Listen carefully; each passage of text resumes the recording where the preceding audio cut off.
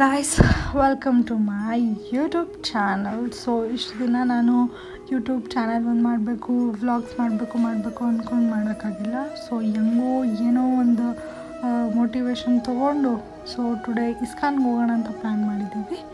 So ಬನ್ನಿ. ಇದು ISKCON Q. ಆ ಟೈಮಲ್ಲಿ ನನ್ನ ಹತ್ರ ಫೋನ್ ಇರಲಿಲ್ಲ ಅಂತ ನನ್ನ ತಮ್ಮನೇ ಎಲ್ಲ ಶೂಟ್ ಮಾಡ್ಕೊಂಡು ಬಂದ.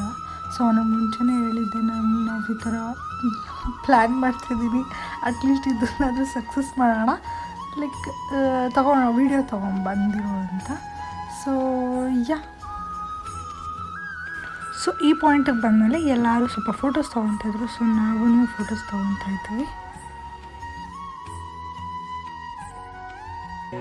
ದುಃಖದ ಬಗ್ಗೆ ಚಿಂತಿಸತೊಡಗಿದರೆ ಸದಾ ದುಃಖಿಯಾಗಿಯೇ ಉಳಿಯುತ್ತೀಯ.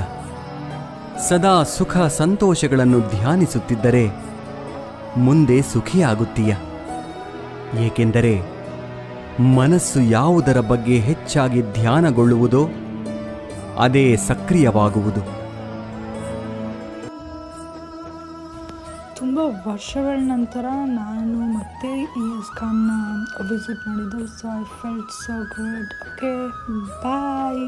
Meet you in the next vlog. Until then, bye bye.